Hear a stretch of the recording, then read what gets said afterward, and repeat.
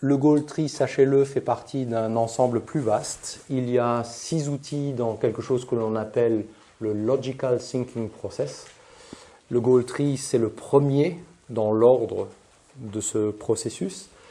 La plupart des différents outils qui sont à base plus ou moins d'arbres, à l'exception du diagramme là-haut, Conflict Resolution Diagram, les autres sont des arbres logiques qui ne sont pas toujours construits avec les mêmes types de relations logiques. Donc il y a une autre logique qui est la logique d'implication. Bon, je laisse ça pour une autre fois. On peut les utiliser soit en standalone, c'est-à-dire que le Goal Tree, finalement, on peut en faire un usage comme cela, ou alors il peut alimenter en cascade les autres outils logiques. Et finalement, c'est un ensemble qui est redoutable. Et si vraiment vous souhaitez en savoir plus, vous avez ici un lien vers notre site qui détaille la formation à venir. C'est 6 jours intensifs au mois de juin, 3 x 2 avec un week-end au milieu. Et le week-end au milieu, il est très utile pour finalement s'aérer la tête. Et c'est le père des Goal Tree, Bill Dettmer lui-même, qui vient des lointains États-Unis, animer cela. Le prérequis, et ça c'est, désolé, on ne peut pas faire autrement, il faut avoir un anglais suffisant, puisque tout se fait en anglais. Et c'est quelque chose qui est moitié théorique, moitié pratique, puisque les participants sont priés de venir avec un problème à résoudre, une stratégie à déployer, et ils repartent avec l'ensemble des arbres construits, revus, robustes, prêts à être mis en œuvre, mis en action. Et si vous demandez à Bill Dettmer finalement quelle est sa définition du Logical Thinking Process, donc là on parle de l'ensemble et pas uniquement du Goal Tree, et bien pour lui c'est de partir d'une problématique qui est diffuse, mal cernée, mal qualifiée, et finalement d'arriver à faire quelque chose où on sait parfaitement ce qu'il faut faire pour résoudre ces problèmes-là. Donc j'aurai le plaisir de co-animer la session au mois de juin avec Bill. Donc les gens intéressés, vous avez les références. Sinon, vous avez son livre. Vous avez son livre un peu cher. Il doit être dans les 80 €, mais il les vaut largement.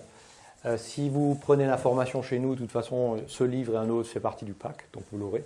Vous l'aurez même en avance, puisqu'il faut en lire des chapitres avant de se présenter dans la session.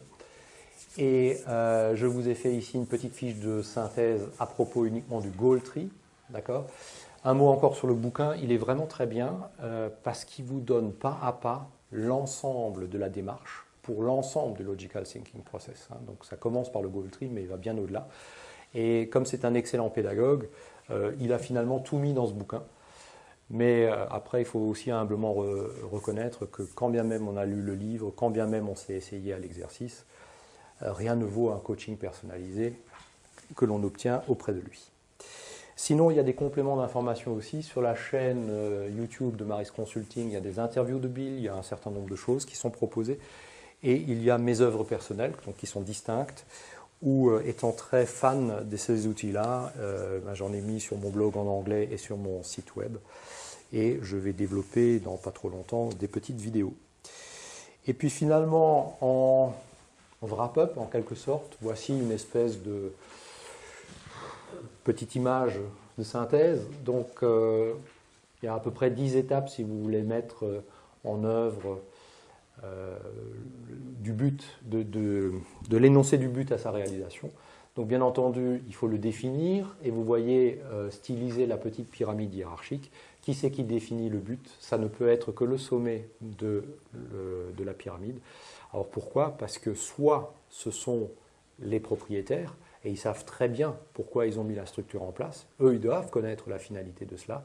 Soit c'est quelqu'un qui a mandat de la part des créateurs ou qui en a hérité d'une certaine manière, mais qui est en charge de mener l'organisation vers son but. Ensuite, on définit les facteurs critiques de succès qui sont donc ces conditions nécessaires de haut niveau. On engage les responsables, donc on descend d'un cran. À eux de lister avec leurs collaborateurs l'ensemble des conditions nécessaires. Puis, on va avoir une phase de vérification de la robustesse logique. Et aussi, si on prend le système des couleurs, effectivement, vérifier la vraisemblance de ce coloriage, avoir les éléments de preuve. Puis, le point 6, voilà, on y est, c'est d'évaluer donc par un système de couleurs ou autre quel est le statut actuel, puis comment finalement réduire l'écart entre le statut actuel et ce qui est nécessaire à l'atteinte de notre but.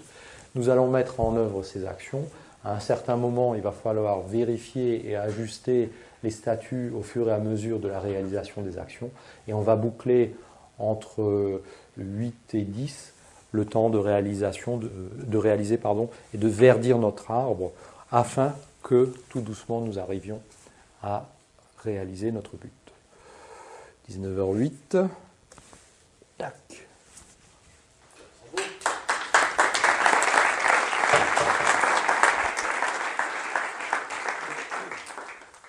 Une limpidité incroyable, et donc effectivement, il y a eu pas mal de questions posées.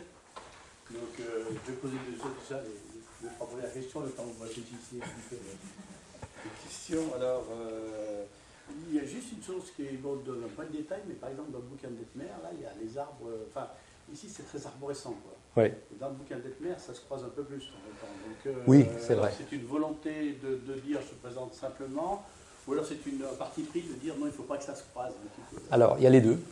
Là, c'est un exercice pédagogique, donc effectivement, les arbres sont un petit peu arrangés pour que ça fasse visuellement du sens.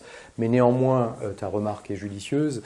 La facilité de lecture est absolument importante. Si on présente, imaginez que vous ayez fait un arbre fabuleusement robuste et qui vraiment est éclairant au possible sur ce qui est à faire. Vous présentez ça à votre direction générale ou à vos subordonnés, ben voilà ma brillante idée. S'ils voient un plat de spaghettis complètement incompréhensible où on va se perdre en suivant les différentes relations, on part déjà avec un sacré handicap. Donc la recommandation, c'est effectivement d'éviter tous les croisements de flèches, les croisements de flèches, et d'avoir quelque chose qui est aussi simple que possible. Il ne faut absolument pas effrayer finalement notre auditoire. Là, c'est presque du neuromarketing, mais il ne faut pas les mettre en alerte par rapport à un truc qui serait trop compliqué. Donc ce n'est pas toujours possible, mais après il y a des astuces, on va pouvoir faire des espèces de renvois, plutôt que de croiser avec des flèches, on va plutôt faire des renvois chiffrés ou des repères qui vont nous renvoyer ailleurs, mais on évite de croiser, effectivement. Et ça devient très vite illisible si on croise.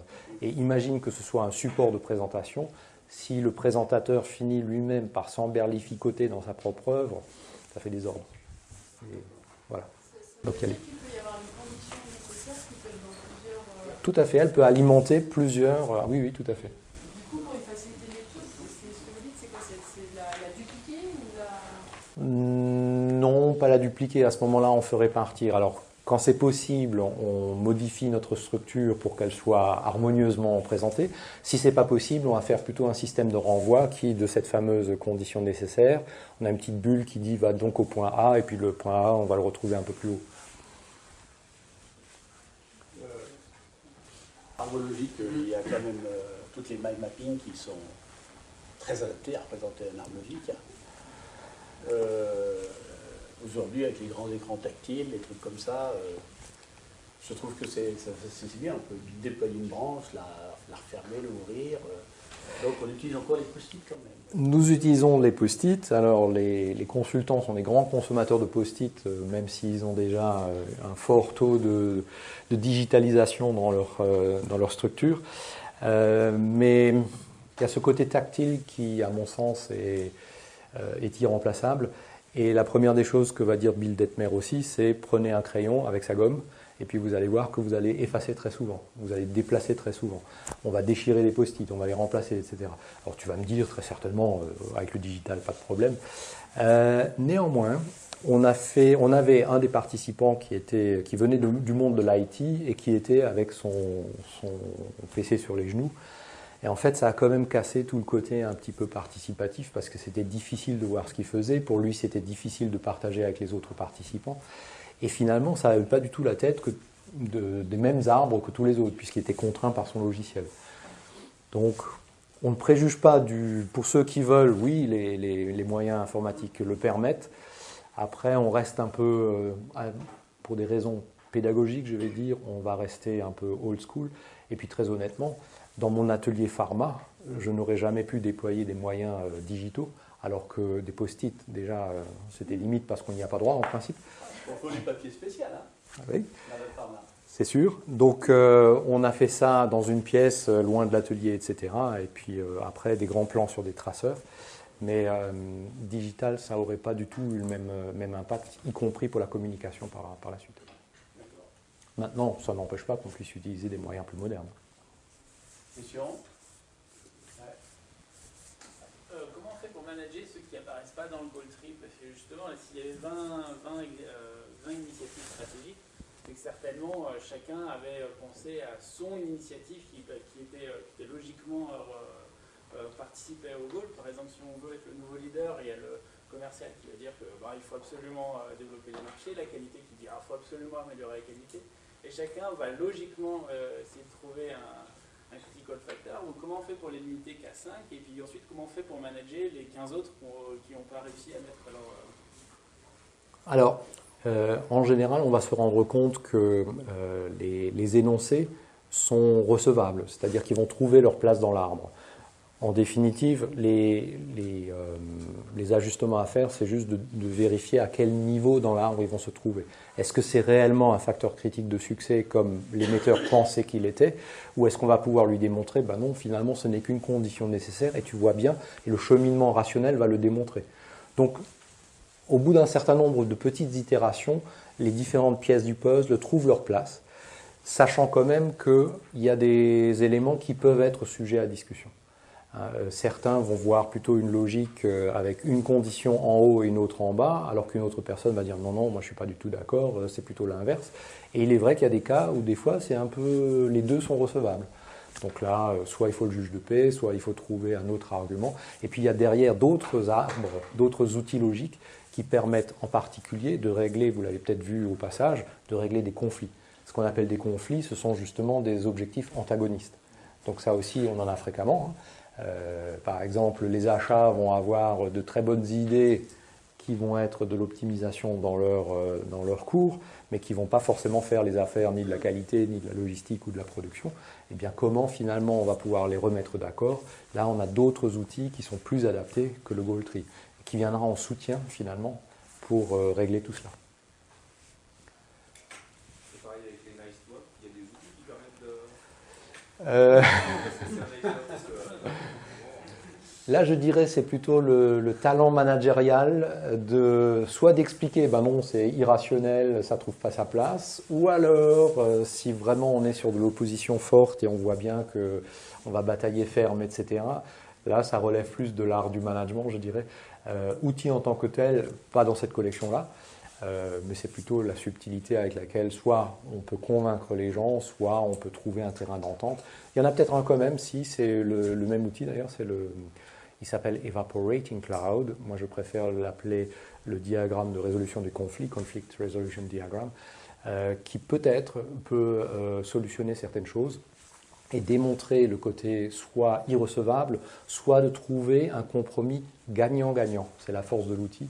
Ce n'est pas de lâcher quelque chose à son détriment, c'est que vraiment les deux parties trouvent leur compte. Pierre, Comment on s'assure d'avoir tous les facteurs clés ou critiques pour que le but soit atteint? Je reprends l'exemple de la maison. Ouais. J'ai mon terrain, Ouais. j'ai mon permis, j'ai mes matériaux. Les trois sont verts. C'est pour ça que bâtir la maison, on passe à autre chose. Oui, certes. Donc là, on est sur l'énoncé des conditions, des prérequis, des conditions nécessaires. Après, c'est l'ensemble des arbres qui suivent ou des outils qui suivent qui vont permettre d'aller jusqu'à un plan d'action détaillé. Alors très rapidement, ça se passe comment? Vous commencez par le goal tree qui est votre intention. Vous faites après le différentiel. Alors on l'a déjà fait avec les couleurs, mais il y a un autre différentiel qui dit pourquoi finalement nous avons des conditions qui sont rouges et qui sont oranges.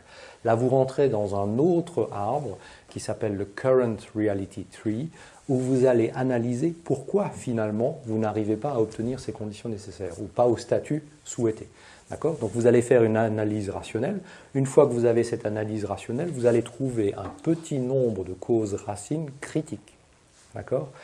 Et la structure arborescente de cet arbre-là, qui est le Current Reality Tree, vous montre que si vous arrivez à tuer une cause racine critique, vous avez effondrement de toute l'arborescence qu'elle alimente, d'accord? Et que vous allez résoudre probablement avec élégance, avec une solution que vous injectez à un endroit, vous allez pouvoir résoudre des pans entiers d'éléments qui vous font de l'orange, du rouge, qui vous font des irritants, etc.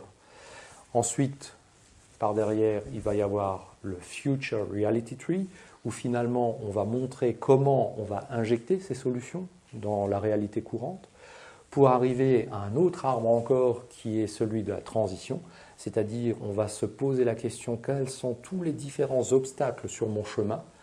J'ai bien compris ce que je veux avec le Goal Tree, j'ai bien compris où j'en suis avec le Current Reality Tree, je vois bien les solutions à implémenter avec le Future Reality Tree, néanmoins j'ai encore des obstacles qui peuvent être la résistance au changement, qui peuvent être le temps de manque, qui peuvent être un tas de choses, et les ultimes conditions, vous allez les lister à ce moment-là, et après cela, vous serez en mesure d'avoir un plan d'action qui est quasi indestructible.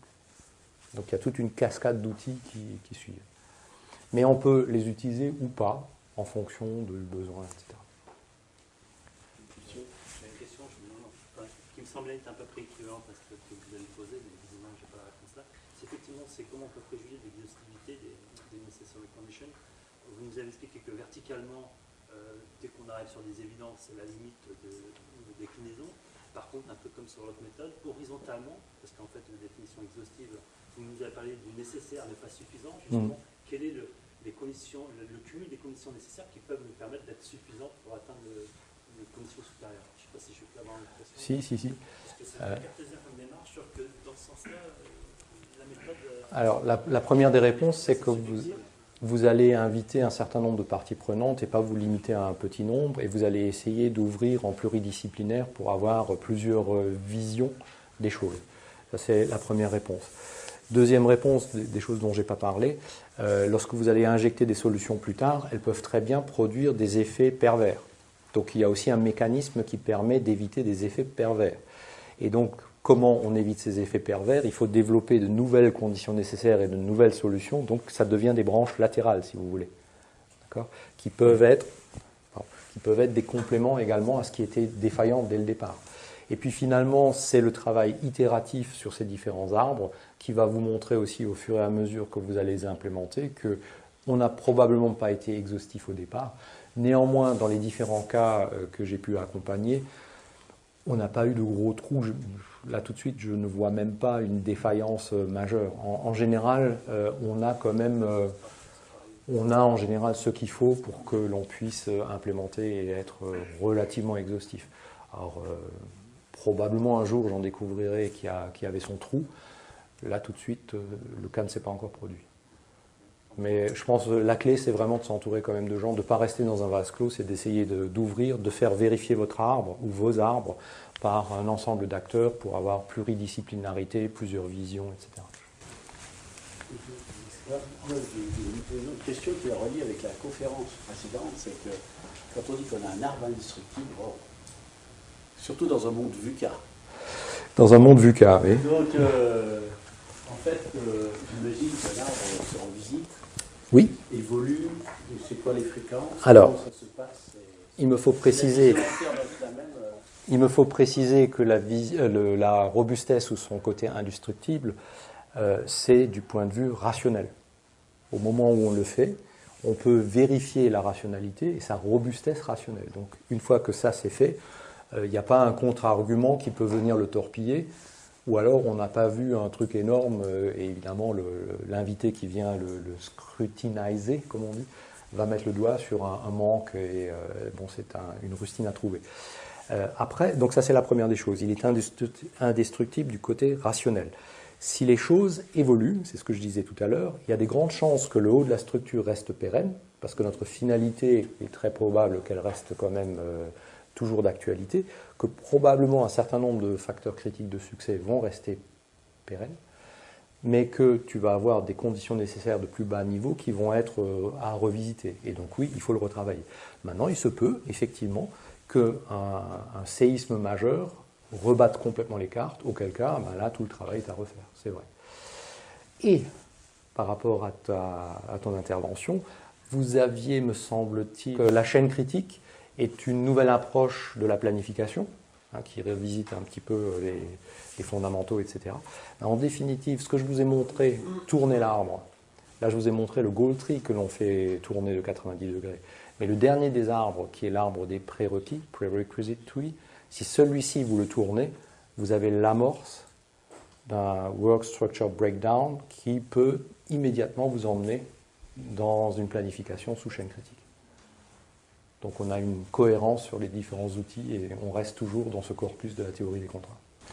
Ok, je crois qu'on va s'arrêter là et on va. Ouais, Une petite question. et puis dernière, Une mais des pas clés en de termes l'utilisation de de l'information. cet outil-là, c'est aussi dans le fait qu'une fois que l'équipe, c'est un outil collectif, un collectif, etc., une fois que l'arbre, entre guillemets, est validé, on s'astreint à ne pas lui rajouter des branches quelques semaines après pour spécifier et rajouter derrière, qui fait l'angoisse de tout le monde, des tableaux d'action à rallonge, qui font que l'arbre dure très très longtemps et les résultats nous tardent à venir.